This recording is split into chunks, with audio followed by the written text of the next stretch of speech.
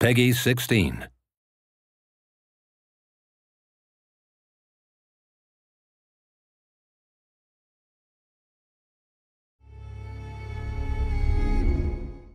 Hello world, I'm Patricia, and this is... Hi, I'm Dom. He is our...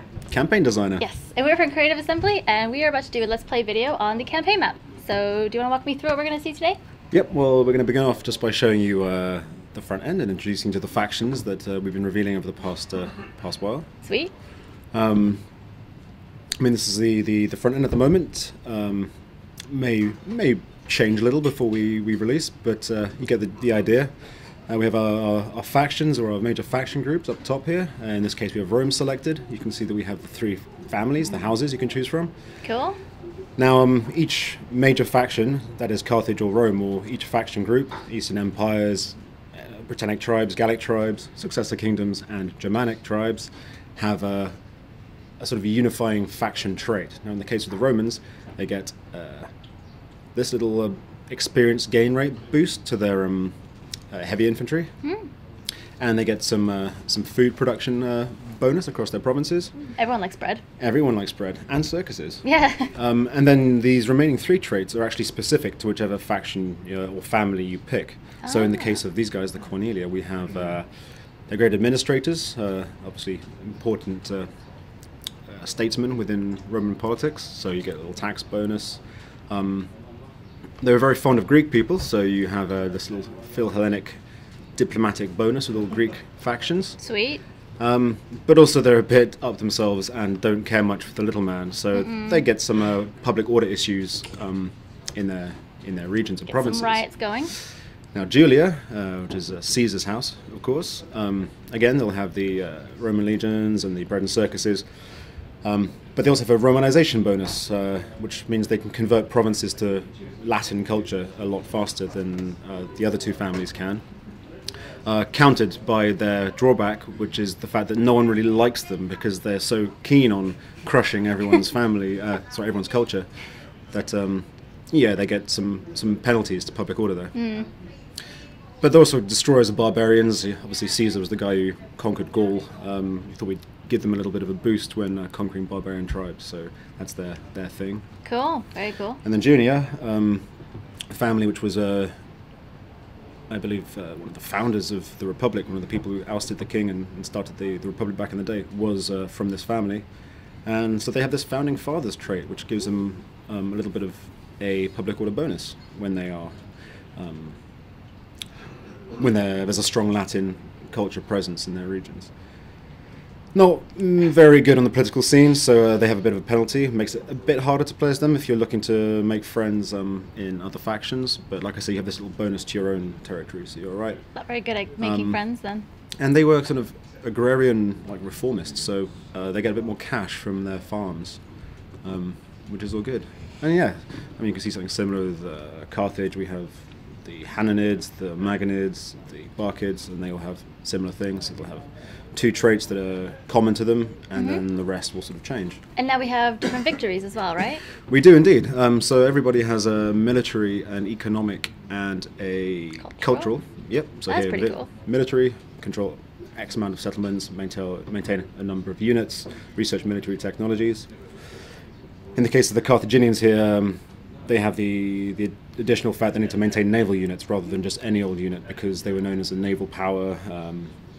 So that's very important. And then the economic victory, trade relations, very important. You need to hold the resources. You need to be making a lot of money to win. Research civil technologies.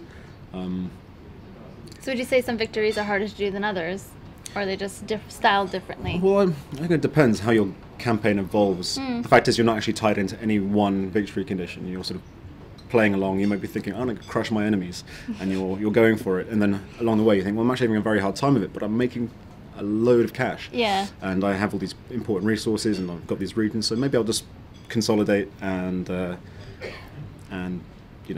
see if I can't win another way. Yeah, cool. That's cool.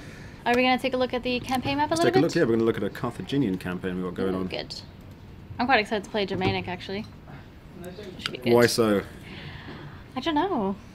I'm not sure. They actually have the coolest agent belongs to the Germanic. their version of the dignitary is this staff bearer, kind of bit of a witch, really. And she has this awesome cloak with like skulls and feathers, and she's awesome. See, I really like their type of style. I don't know, it sounds a bit silly to pick a faction just from the style that they had, but when this dignitary agent went in, I basically looked at him like, I would play this just so I could walk around with her, and you know. Here we are. We are, get this control. We are looking at, we're in Mauritania here.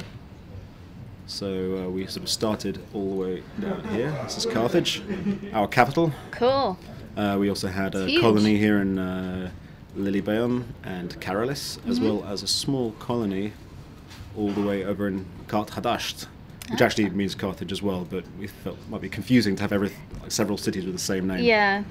Now you'll notice, or people out there, keen-eyed people will notice that, actually no, you won't notice because obviously we've been playing for a while here. But yeah, in the start pause originally we gave this territory to Carthage. Right. But we kind of adjusted it now, so rather than giving them the entire north of Africa, they're an interesting faction to start with because they're spread out. So here they have Carthage, they're here, and all the way over in Spain. It's a lot to manage in very different areas. You've got to really make sure you don't get overwhelmed by people. Run me through some of sort of the inner workings of a city, and maybe we can take a look at some of the politics, some of sort of the, behind the scenes things that may happen after a battle or before a battle. Well, what you're going to see here is we have an entire province, the province of Magna Graecia, which we've conquered both from the Romans and from the poor fellows of Syracuse. And by selecting one of the settlements here, you'll see we bring up the entire province panel. If we didn't own all the settlements, these would be sort of blocked out, and we need to get visual confirmation to be able to get sort of spy information on these places, see what's inside them. But as you can see, we've got a lot going on here, and we are currently running an edict. This is the Stimulate Trade Edict, which gives a considerable boost to all your income from markets and trade ports. Obviously, it's you can't run these edicts unless you own the entire province. So if I say go back to Carthage, I just have the one settlement. I can max this out as much as I want, but unless I secure control of the other regions here, I'm not going to be able to just boost it with that extra bit of that extra sweetener that is the edict. So here, obviously, we want to make money. We've been trying to rake it in, prosecuting many wars. Yeah, you need money. You can't kill people without money. Always need that money. But what else we can do here? We can rally the mercenaries. Now, the Carthaginians were very much known for their use of mercenaries. Their civilian fighting force was not very good. Lots of their own citizens were fighting in the navy, but so if you want to add to your mercenary units, you can, when you have an entire province, go to rally mercenaries. Look at the little green. Everyone's celebrating. Well, in this case, they're celebrating. That's a population buff. You can see there. If it's a military buff, it'll have red confetti. And if you're making lots of money, then it'll be a gold one. Gold one. Yeah, so visual confirmation. You set off your edict, you get this confetti effect. You can see it across the map in other places as well, assuming other people are celebrating. But I think these guys are caused to celebrate. Now you'll see here that the Etruscan League have actually kicked the Romans out of Rome, which is quite an unhistoric turn, but hey, that's what this game's about. It's about creating the sandbox and exploring it. Making your own history, or letting the AI sometimes create its own history for you. So here we are. We have the overview map, which I'm sure many of you have seen. I'm sorry, we don't care about unrest right now. What we care about is the map. Yeah, many of you have seen this in the E3 video, of course. The world is huge. Massive. And see, these are all the people I know. It's actually quite tragic because, you look at this list. Wow. See that Rome has been destroyed. Now there's lots of other people for us to kill, so it's not such a big deal. But look at all those people. Yeah. So we've done a bit of exploring. We've seen some ships around. You can see that we've got trade relations going on, and by trading with people further afield, you reveal more and more. As in Shogun 2, you have to encounter a faction before you can actually deal with them. Yeah, and you've made some enemies as well. Well, of course, not everyone is going to be on good terms. Like here, well, the Seleucids, for example, they have not much of a reason to like me. No. I'm dealing with their enemy. Sorry. You can see I've dealt with them in the past, so they have some goodwill. But when combined with the fact that I'm basically trading and being all pally with some of their worst enemies, it doesn't add up very well. Are you going to try to rectify that, or are you just going to... Well, they're a bit far away for the moment. I'm sort of concentrating on this area here. Not a problem. The minute I start moving across, or if they survive and make their way across and start conquering, when we encounter each other, chances are it's going to start off very badly. Cool. And yeah, and as someone who is, on good terms with me, we have the Celtiki, or however you want to pronounce that. Cool. Well, thank you so much, Dom, for taking me through this, and I guess see you guys around. I'll see you soon. Thank you for watching.